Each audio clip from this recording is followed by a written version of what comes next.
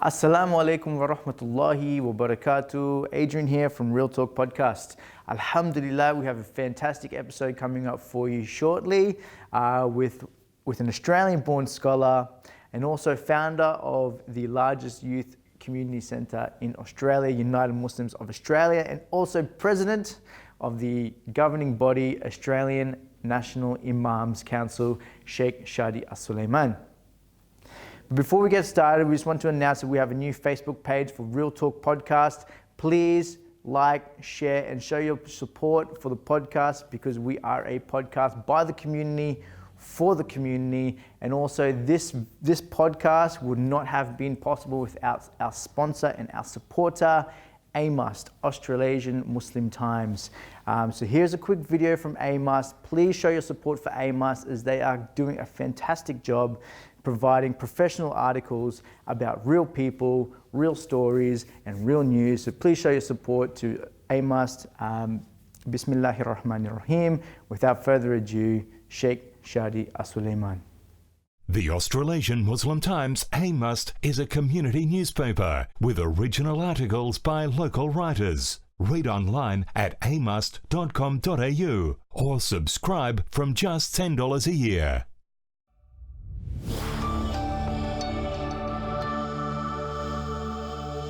Assalamu alaikum wa rahmatullahi wa barakatuh. Welcome to Real Talk Podcast. Kaz, today we have...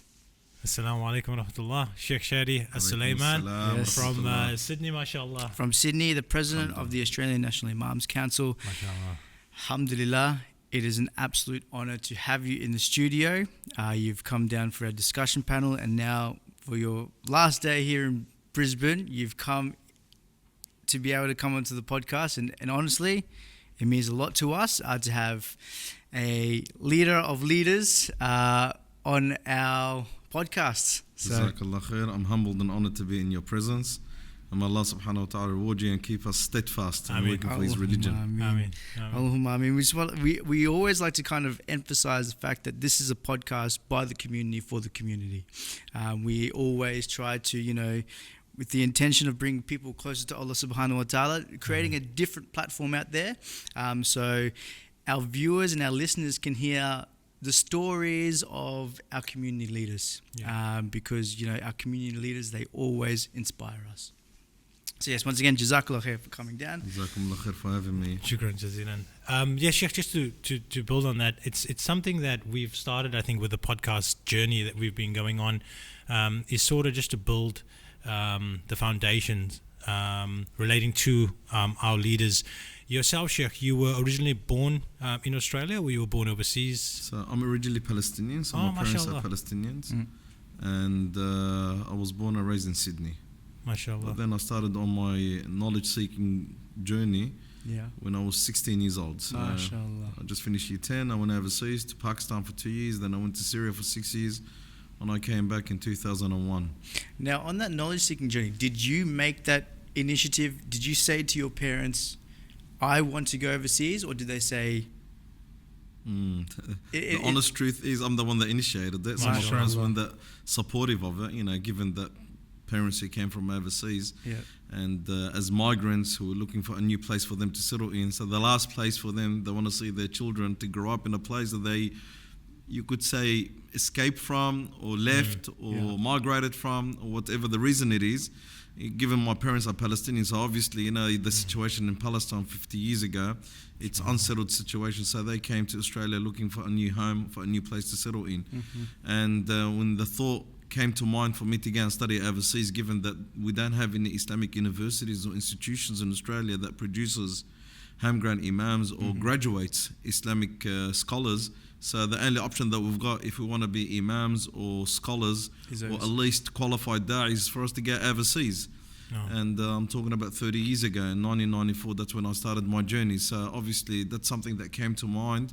And I consulted my parents on that, and they were shocked. Oh, But what drove you at such a young age to actually go, okay? I guess to build on that, what gave you the initiative, Sheikh, to sort of make that decision? See, I'm one of those who's born and raised in Australia. My generation is that generation that really went through a lot of challenges. Yeah. Not like my kids, for example. My kids, my wife and I are both born and raised in Australia. So our parents came from overseas. For them to settle in, for them to integrate, and for them to find their feet in the country takes decades. It doesn't happen overnight. So we are fortunate that we are born, raised here, we are settled, we know the dynamics, the system. Our kids grow up in a family and a household which is a lot more settled. When I went to the masjid, and I still remember the first time I went to the masjid, I was 14 years old. My father used to take us from time to time, but we went regularly goers to the masjid. So I went to the masjid, and one of the things that really resonated in my mind, that every time I go to the masjid, there's no one that's speaking our language, our mindset. And then I said, how long is this going to go for? And I was only 15 years old. So I said, you know what, someone needs to initiate something. Yes. So I thought about it and said, I want to initiate something. I'm the type of person, I've always been that type of person. If someone else doesn't want to cover the void, or someone else doesn't want to do something, I'd rather do it myself. No. So I decided to go overseas. I went and spoken to my parents, and I told them I want to go overseas. At that time, I was involved with the tabligh, and we know, Jazakumullah khair, the tabligh jama'ah had always been at the forefront of bringing people to the deen. No. Yeah. So I consulted some of the respected brothers in the tabligh jama'ah, and they said go to Pakistan. And at that time, there were a number of Australians who were going to Pakistan to go and memorize the Quran Kareem. So I went. Yeah. And I went to Pakistan, and that's where my journey started. But it started with memorizing the Quran Kareem, in which I'm very fortunate to start my knowledge-seeking journey in memorizing the Quran Kareem. So, do you speak Urdu? Torah. I don't speak Urdu. So why would you like the question? Yeah, no, it's a very common question. It's that, a good question, though. But now, how did you find, coming from Australia, how did you find integrating into your madrasas? It was tough. Yes. But at the end of the day, I wouldn't call it integrating, because at the end of the day, we're Muslims. Yes. The Pakistanis are Muslims. Both of us have the same goal and purpose. Just this difference of culture. Yeah. Difference of culture. Maybe, more of lifestyle standards. Yeah. There's a huge difference there. How was and the I food? didn't get, it was a bit challenging. They've got nice food, but you just have to find the right place. Yeah. I didn't really stay in a city in Pakistan. I went to a village, which is another challenge on the top of the challenge. And then that village that I went to is called Shahdatpur, which is 4 hours away from Karachi. And we're talking about primitive place with primitive instruments, tools. Even we're talking about not much electricity. Yeah. We used to get a few hours of electricity a day. Food, we're talking about nothing drastic. Yeah. We're talking about village people, village style. But at the end of the day, this is the goal that I had. My goal was for me to memorize the Quran Kareem, and it taught me a lot. When you focus on your goal, you'll achieve it no matter what you face or what you encounter in life. Sheikh, I'm sure you'd have some fond memories of those days. I mean, like you said, even though it was a completely different society. 2 years, when you talk about an Australian born going there for 2 years, that's nearly 700 days. Subhanallah. And I was in a village, so I wasn't in a city. And 2 years in Pakistan in that village with less exposure to a lot of things. We didn't have internet. Even Australia didn't have internet at that time, which I still remember when I came back from Pakistan, someone was talking to me about the floppy disk. At that time, we used to have, the other discs, and then became the CDs and that. So internet in general didn't exist, or if it did, it wasn't even widely spread. In Pakistan, it was the exposure was very minimal.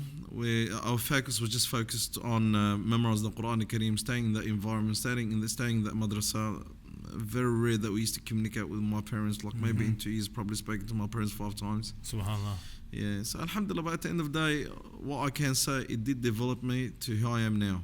It did teach me a lot. And it's not an experience that I wish a lot of people to go through. Yes. However, it's an experience that Alhamdulillah, I'm glad that I went through it. And then after Pakistan, where did that lead you to? So I finished 2 years in Pakistan, memorized the Quran Kareem, did my Girdan, which is a revision of the Quran Kareem, revising the Quran Kareem. Came back to Australia. I was in Australia exactly 2 months. And then I decided to go to Damascus, Syria. I went to Syria for 6 years. So Pakistan, I focused on memorizing the Quran Kareem. Syria was just acquiring Islamic studies and Arabic studies. But out of why Syria? I've asked, at that time I've asked, and again, during that time there was a very minimal exposure of internet. These days, if you want to know anything, or you want to know anything about anyone, you just have to go on the net and you'll find everything. Yeah. Back then, like, obviously, there was no exposure, there was no connection, there was no internet, you just have to speak to people in there. And I asked, where's the best place for me to go and study? Yeah. I wanted to go and study traditional studies, and Syria was recommended to me. On the top of this, I had a number of friends who went to Syria and they recommended for me to go to Syria. So Alhamdulillah, I went to Syria and I really enjoyed it there. I was there for 6 years in Damascus. Yeah. SubhanAllah. MashaAllah. Alhamdulillah. Alhamdulillah. What year did Sheikh get back to? I came back to Australia 2001, so after I spent 6 years in Syria. And when I came back in 2001, I was 24 years old. And I came back to, my area. My area is the well-known area, which is, the Bankstown, Lakemba area, and that has the highest and largest number of Muslims. As we speak right now, there's over 100,000 Muslims living in Canterbury, Bankstown City. So obviously we're talking about a hub for Muslims and Australian Muslims. When I returned back from Syria, I've realised that most of my friends and most of people my generation or most people my age are misguided. Like there was no guidance, they derailed, they went off track because there's no one there that connects to them. So I decided to start connecting to them. Given that I was born and raised here, understand me, with friends already, those barriers already been taken down. And it's just about reaching out to them. So I started my da'wah reaching out to those boys. And I've realised that da'wah in Australia, you can't expect much of people coming to you. The real da'wah is for you to go to people. Now, when you studied for those years, you learnt the theory side. How was it implementing that practically into the Australian society? It's tough. Okay, there is that disconnection there. And in general, when you learn the academic side of everything, when it comes to practice, implementation on the ground is totally different. So I could teach you how to build a wall if you want, but at the end of the day, when you come and put that into practice, it's totally different. Likewise, when it comes to the Sharia, especially when you learn in the Middle East, or you learn in the Muslim world, given that we are Muslims that are living in a Western world, so there is a gap there. There is a gap, and this is where we come in and try and balance that gap. So you learn the fiqh, you learn the usul, you learn the mustalah, you learn the Quran al-Kareem, you come back. It's more of implementing the da'wah, and da'wah is not something that you could really learn. That's a reality. So you could sit in a course and you could learn da'wah as much as you want. Da'wah is more of a practice. So if you want to tell me, Alhamdulillah, did we succeed in the da'wah to a certain extent? Yes. How we taught the da'wah, we taught ourselves. There's nothing that there's nothing that can teach you how to make da'wah. It's something that you need to pick up as you go. Did Sheikh, after your return, did you go straight into like imamah duties or? No. I've never been a full-time imam, and I hope I will never be a full-time imam. I like to be the one that's always running around. So I came back, returned back. I wasn't even employed by any Islamic organisation. I was independent. And I just started with the da'wah. So my focus was da'wah. Alhamdulillah, we have a lot of imams, we have a lot of teachers in the madaris, we have a lot of teachers in schools, but we need da'is on the ground. And as I mentioned, the real da'wah here in Australia is that don't expect people to come to you, you need to go out to them. And that's one of the main things that we wanted to focus on. I returned back and I started to reach out to people. I used to go to their homes, I used to go to their parks. I used to go to the shopping centres, to the extent I used to even go to the cities. We used to go to the clubs and pubs, but from the outside, identify the Muslims and grab them. So this is the practical da'wah. If you're going to sit in the masjid, you're going to sit in the centre and expect people to come, you're not going to succeed in the da'wah. The real da'wah, especially here in Australia, you need to reach out to people, you need to go out to them before you expect them to come to you. SubhanAllah, Sheikh, you must have seen a lot of people that, that were maybe caught up in that lifestyle. And then just with the da'wah, like you mentioned, see them come back and make that transition. SubhanAllah, for you must have been amazing. Absolutely. And the thing is, yes, they are at fault, but you can't blame them too much. You're exactly right. They are at fault. I'm not justifying it. But these people, when you speak to them, it's like, wow, I've never heard this before. You're the first person that had ever engaged with me. How come no one had ever spoken to me before? So we are also at fault too, as imams, as da'is, as community leaders. We did not reach out to those people. You had, for example, the haram and the munkar and the drug dealers. They've reached out to them, and I understand, yes, it's all about desires, it's all about the exposure and this and that, but where are we? We need to reach out to them too. So those people who had derailed or misguided, no one had reached out to them. And the moment you reach out to them, a lot of people are receptive. Because at the end of the day, the only reason they've chosen that style of life is because they want to taste a sense of happiness. And they thought that this is the way of happiness. But then when they see another path, they'll take it. Not everyone, of course, but a lot of people, they are looking for happiness. And we all know there's no greater happiness than Islam, than worshipping Allah, than the salah that you pray. SubhanAllah. MashaAllah, it's powerful. Sheikh, what year did you guys decide to establish the UMA or the youth center? Or tell us a little about the UMA and what it stands for. And the purpose behind it. Exactly right. So the purpose came off the back of the da'wah.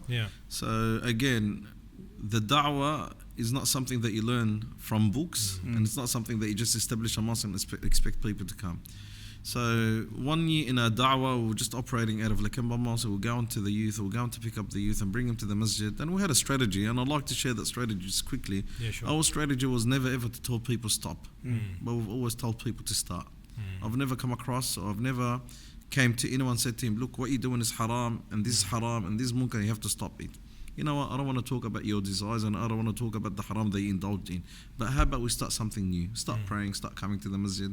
Okay, what about my drugs? What about my this? What about my alcohol? What about my gambling? What about my, my lifestyle here and there? I don't want to discuss that with you. I just want you to taste something new. But the moment these people taste something new, then they'll come to it. To the extent that there were a group of brothers that we were picking up from the pub. We used to go down with 2-3 cars, pick them up, bring them to the masjid. And then they themselves, I used to always say to them, just come to the masjid and listen to the lecture. You don't even have to pray, just come.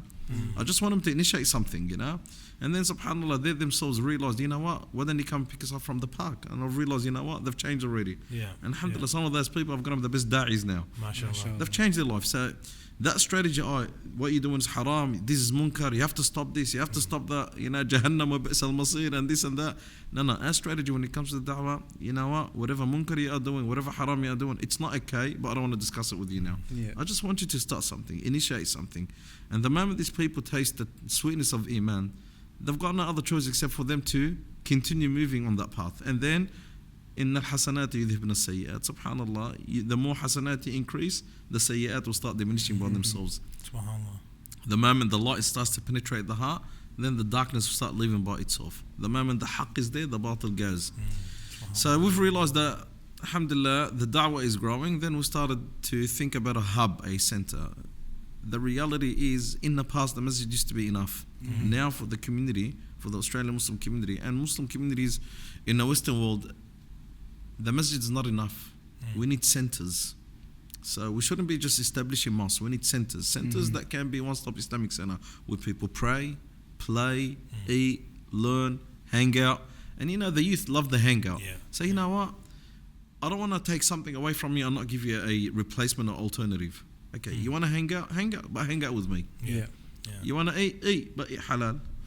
You want to have fun, but in a halal way. Even Allah subhanahu wa ta'ala speaks about that in the Quran Kareem. Allah does not deprive us from fulfilling our desires. Allah does not deprive us from fulfilling our desires. But Allah subhanahu wa ta'ala wants us to fulfill our desires in a way that doesn't disobey Him.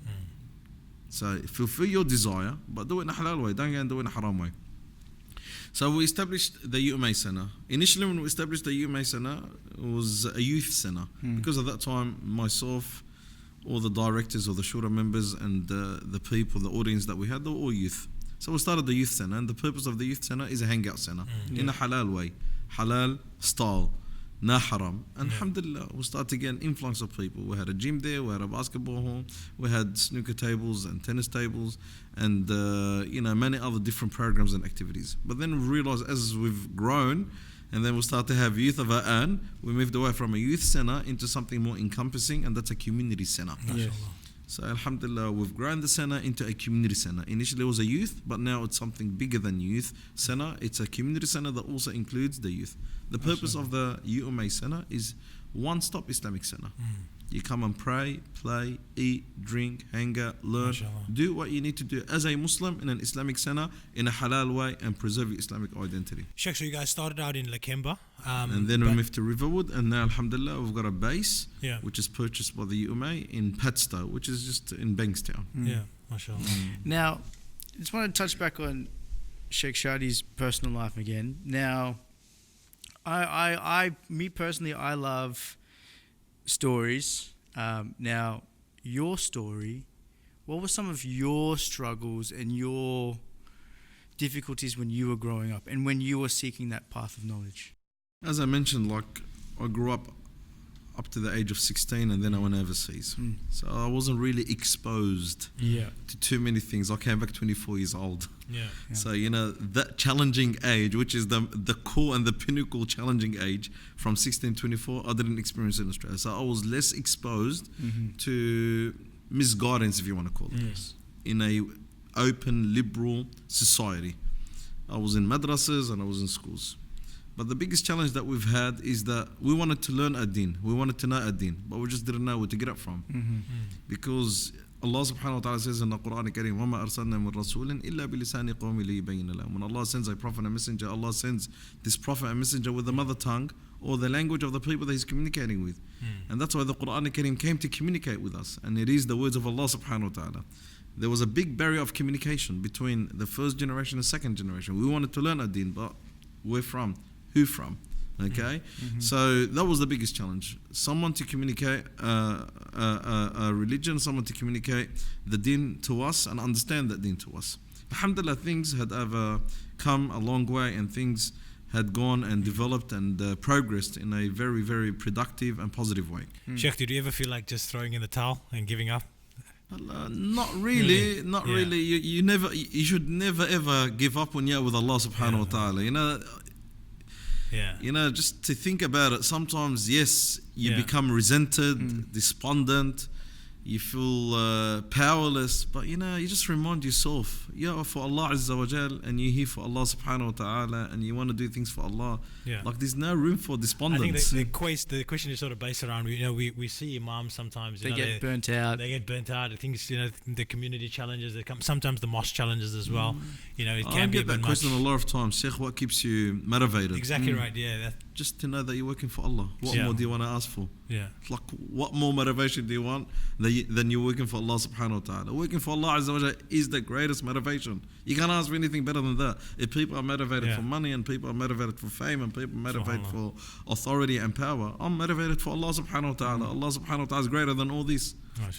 So just that concept and that thought that you are working for Allah subhanahu wa ta'ala is just inspirational on its own. Sheikh, I seen the video of the tour of the amazing UMA Center, mashallah, that you did, I think, a couple of years ago now. What is it like managing and obviously taking care of all these different departments that you've got running at the center and sort of making sure everything runs like clockwork? Is it the team? Is it everyone? What is your input or your drive, or I guess your philosophy that you put forward to the staff to say this is how things need to go down? So Alhamdulillah, the UMA Center is one of Australia's largest Islamic centers and a very active da'wah organisation. Alhamdulillah, we have about 63 departments, over 130 initiatives. How do you handle it? How? We've got a couple of departments here and we go crazy. It's about developing people and giving them a mandate for them to move forward. So Alhamdulillah, we've got 63 departments, over 130 initiatives, 20 full-time staff. On an average day at TUMA, we average over 1,000 people coming through that door, alhamdulillah. For all the different programs and services that people come and receive those services and be part of and contribute towards those programs. So alhamdulillah, we've got a very good team of brothers and sisters. But at the end of the day, you just have to be with them, develop them, and then inshallah, let them take lead, let them take responsibility. Now, moving on from UMA to ANIC, how was ANIC developed and what was the purpose behind ANIC? So the Australian National Imams Council was established in 2006. I am one of the founding members of that organisation, and it came about when the Mashaykh saw the need of them coming together for at least for us to be united as Imams and Mashaykh, and we all know and acknowledge that when the Imams are together, the rest of the community is together. When the Imams was there anything divided, before ANIC, Sheikh? Or was No, there was only a board of Imams in Victoria, so which is our arm and our branch in Victoria, the Imams Council or the Board of Imams in Victoria. So they were established. But then we thought, you know what, the importance of us as imams getting together. If we get together, the community is together. If we're not together, even if the community wants to be together, the imams, if they are divided, the community is divided. So Alhamdulillah, we managed to get together in 2006. We got together and we decided, you know what, this is the time for us to put our hands together and work together as imams. We started with 50, now Alhamdulillah we're over 200 imams. And then we started to establish the local Imams Councils. We established Council of Imams New South Wales, Victoria. Victoria was already there, so it's the oldest state Imams Council. Victoria, New South Wales, Canberra, Queensland, South Australia, Western Australia, and then alhamdulillah we managed to get the imams in the different territories and states that don't have more than 3 imams to be part of the Australian National Imams Council, like Northern Territory. We've got Christmas Island, Tasmania, the imams, they're all members of the Australian National Imams Council. The Australian National Imams Council is a peak body that represents the Muslim community on a religious matters, religious authority. We look at it more of like an Islamic ministry that looks into the religious matters when it comes to the Muslim community. And it's a representative body that represents the Muslim community. Yes, we can't claim to be the representative body of all Muslims in Australia and everyone, but alhamdulillah, it's trying to do what it can do for the Muslim community. It's gone a long way in the last 13 years. And why 2006? Okay, why 2006? Okay, there was an initiative by the government to bring the imams together. MashaAllah. So we wanted to preempt that by bringing the imams together by the imams, not by the government. And alhamdulillah, and that was during the days of John Howard, and there was consultation after we established the Imams Council. We've spoken to the Prime Minister's office and we told them thank you for your intentions, but we'll take care of our own affairs. Is the Mufti of Australia a part of ANIC, or is it the Mufti of Australia is part of the Australian National Imams Council and is also elected by the Australian National Imams Council.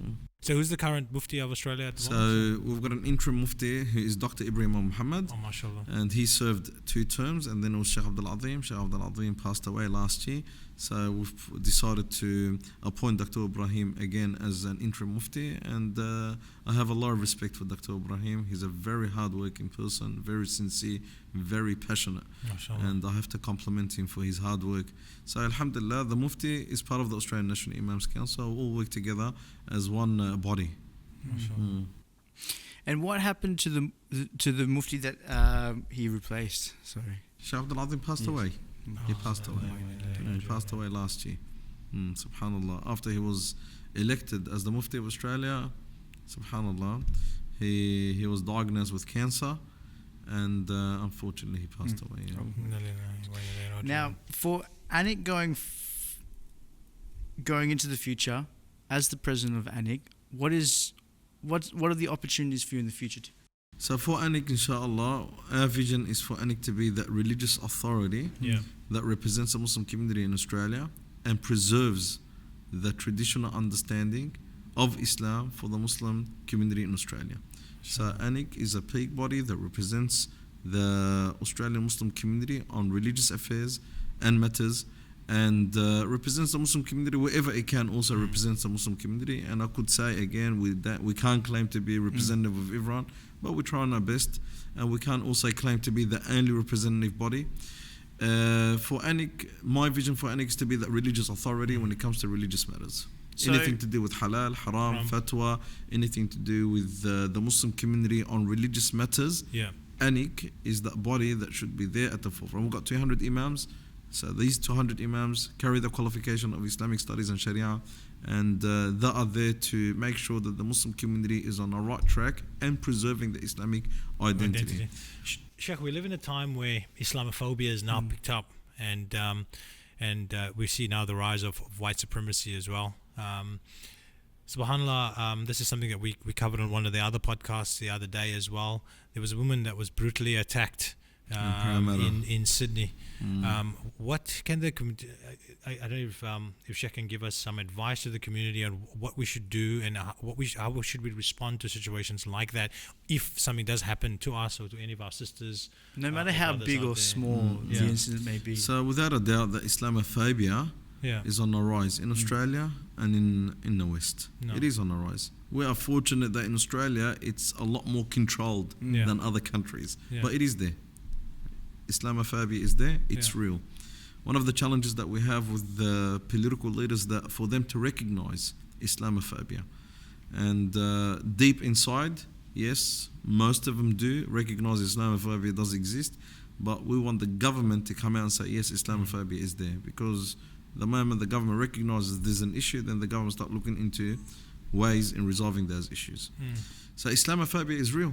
It's a major issue, and it's on the rise. As Islamophobia is on the rise, the reason why Islamophobia is on the rise, or one of the reasons why Islamophobia, because of the rise of white supremacy. And that's also a danger. That's also a danger, the rise of white supremacy. And that's not only a danger to the Muslim community, but it's a danger to all ethnicities. For us as a Muslim community, it's important for us that we are vigilant, in particular our sisters, because more than 70 to 80% of the attacks are on vulnerable Muslim women, like what happened to that sister in Parramatta in Sydney about 3 weeks ago. The other thing that we have to also be aware of, that if any Islamophobic or any attacks on any Muslim, we should report it. We should not hold back, whether it's small or big. See, us not reporting those incidents, we are contributing to the rise of Islamophobia. So what we encourage the Muslim community, number one, for them to be vigilant, and number two, to report it. And number three, to stay steadfast and perseverant. Don't hold back. Don't let those attacks hold you back. Your beloved Prophet Muhammad encountered a lot harsher and worse attacks than these attacks that some of our brothers and sisters are encountering and facing. And I think it's coming back to the point that we need to obviously statistically monitor what's happening as well, so we that's can why you have to back. report it. You have to report But it. not only that, like, I feel like when these situations arise, we have spokespersons that are unknown to the community. Is it an initiative that the imams must go out and go to the media and raise their voice about So with the these Australian topics? National Imams Council, we've recently appointed a spokesperson. He's got a legal and law degree, and he's a barrister, Brother Bilal Raouf. And the reason that we've chosen, because Alhamdulillah, we trust his sincerity and loyalty to the Muslim community and Islam, and because he's very well spoken, and because of the credibility of being a lawyer and a barrister. Not necessarily that you get an imam to be the spokesperson. We can be the spokespeople, the spokesperson in some areas we shouldn't be. So we all complement each other. And I do believe, and I'm a very strong believer of the teamwork, where we all can complement each other. Someone can do something that someone else can't do, and the other person can do something that this person can't do, and we'll all come together to preserve Islam and the Muslim community by complementing each other and not competing with one another. And as the ANIC president, you know, you're very involved in the community of the youth community. What are some of the challenges that you see that the youth are facing today? The truth is the Islamic identity. We have an identity crisis, and we have to start preserving the identity, and we need to go beyond what we used to believe 20, 30 years ago, and the way our parents used to treat us, in which, you know, make sure you pray and make sure you fast. The issue now, people don't even believe in fasting and praying from the very beginning, let alone for them to pray or fast. So the Islamic identity and the identity crisis that we are facing, that also includes the national identity. Like, you know, you've got some people are saying, you are born and raised in Australia, from parents are born and raised in Australia, and they say, I'm not even Australian. That's an issue. You are a Muslim and you are Australian, and you should be proud of too. You should be proud to be a Muslim, you should be proud to be an Australian. So we do have an identity crisis, and we have to continue talking about this and get people to have a better understanding of their identity.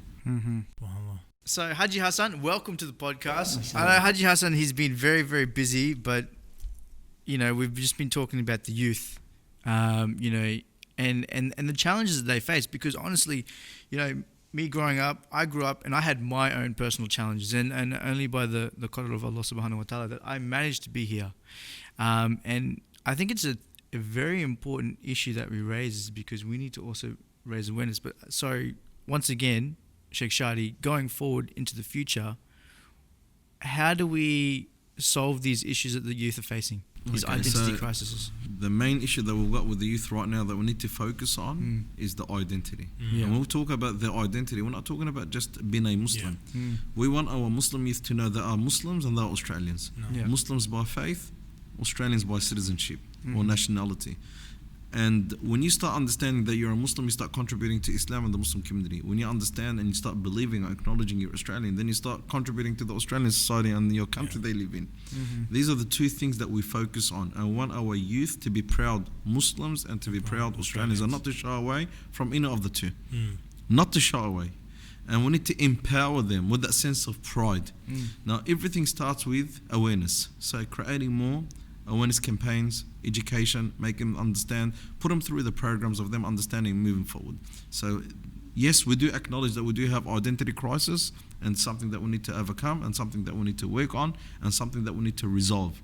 These are the issues that we need to focus on. And it all goes back to awareness and education. Now, when you talk about awareness and education, we're not talking about face-to-face education.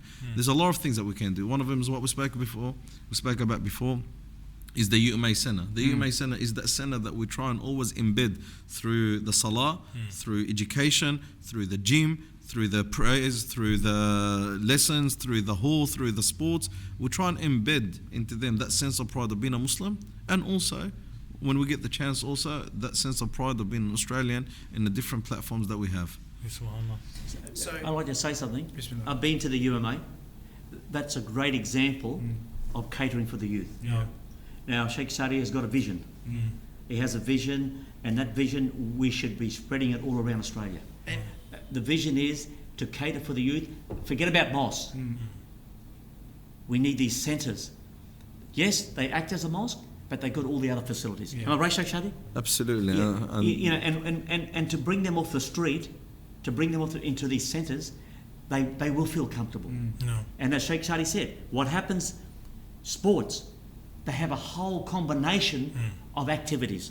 Yeah, but on that note, Haji, you know, Sydney is the largest Muslim population in Australia. When you go to a city like Brisbane or Darwin, What's the biggest gangster? Sorry, what's the biggest gangster? Yeah, but like when you come to a city like Brisbane or Darwin, or even Canberra, like what do we do in these smaller cities with the Okay, don't compare Canberra and Darwin to Brisbane. MashaAllah, Brisbane, you've got nearly 50, 60 or even more, 70,000 Muslims. But you know, the reality is it's just growing. Okay, you could talk about Sydney 20 years ago. Sydney 20 years ago is probably like the Muslim community of Brisbane right now. So don't wait for something to happen, and that's a problem that we have. Don't wait for it. Start working on it from now. The opportunities that we had 20 years ago in Sydney is by far a lot bigger and greater than the opportunities that we have right now. But we waited for them to come up now. Now, I suggest you start working on them right now. Start building on that. Well, Brisbane, what it used to be 10, 15 years ago, it's not what it is right now. And it's not going to be in the next 15, 20 years. And you've got the demographics of the Muslim community are changing. In which those who are born and raised here are becoming the bigger bulk of the Muslim community than those who are coming from overseas. And we need to focus on that. Like, you know, a lot of people, I had this old man that came up to me at the UMA because we only cater or we only focus on those who are born and raised in Australia. So when I say born and raised in Australia, I'm talking about people who are older than me by 20 years who are born and raised in Australia. So an old man came up to me and said, Sheikh, you only focus on those who are born and raised in Australia. Everything that you do is in English. I told him, I'm not worried about you. I'm worried about your son and your grandson. You, alhamdulillah, mashallah, you're old enough, you are set, you're on the right path, you pray, you read the Quran Kareem. But your son and your grandson is the one that I need to go and target. So don't blame me while I'm focusing on him, because I need to focus on him. I need to focus on her. You, alhamdulillah, you are set. I'm not saying that I'm marginalizing you or ignore you, no. But this is my focus. But to target those kids, do we have to reach them in the schools? Everywhere. Everywhere. So how do we reach them? You have to reach them everywhere in different ways. So the schools is one way. The parks, some of them hang out at the parks. But most of them right now, you're talking about a generation, most of them are in their rooms. Not in their homes, in their rooms. Okay, we are coming to more of a limited or antisocial generation. Most of them are in their rooms, not in their homes. And I say that. Like back in the days, they used to be in their homes, on the street, in the backyard. Now they just stick in their bedroom. They've got their phones, they've got their iPhones, they've got their tablets, they've got their computers, and all they do is just stay online. You need to tap into those or that generation even through social media. And that's why one of the things that we focus on at UMA Center is social media. I've got full-time employees for that one who just focus on social media. We need to tap into that generation through social media. We need to get into them, speak to them, engage with them. You know, they've been influenced by those influencers and YouTubers. We need to create and influencers and YouTubers. Inshallah. Now, there's a big disconnect, you know, with imams too. we need English-speaking imams. We need that connection. Now, Absolutely. we're putting a lot of burden on you. Now, you're the ANIC president, chairman. So, Sheikh Shady, we, as the community of Australia, what's the word? We're behind you. Behind you 100%. to encourage homegrown imams. Absolutely. We said that before, that our focus is to focus on the generation, and the demographics of the Muslim community is growing primarily from those who are born and raised in Australia. In order for us to cater for them, we need to get homegrown imams. Beautiful. And this will only happen when we start producing homegrown imams, and we need to start looking into the future. One of the things that we need to work on and try and achieve is Islamic universities that can produce homegrown imams. Because at this current moment, anyone that wants to become an imam, the only option they've got is for them to go overseas. But that option is getting limited, and at the same time, it's not going to last for too long. We need to start working on establishing our own institutions, our own universities, and start producing our own homegrown imams for them to start catering for the next generation. Alhamdulillah. Sheikh, we know that you've got some time limits, so we respect your time. Jazakallah khair. So all we want to say is a big jazakallah khair for coming down to Brisbane, or coming up to Brisbane, sorry, I completely go all over the place. But jazakallah for coming up to Brisbane. We are extremely honoured to have you here in Brisbane, to have you on Saturday night, and to have you in this podcast, to fit us in your schedule. From the bottom of my heart and from the community in Brisbane, and also the Academy Alive team, jazakallah khair. But yeah, that's it. So please stay tuned, share, like, subscribe, help us reach the community and help us reach the youth, because like I always try to continue to say, we are a podcast by the community, for the community. Jazakallah khair. Assalamu alaikum wa rahmatullahi wa barakatuh. Alaikum assalam wa rahmatullah.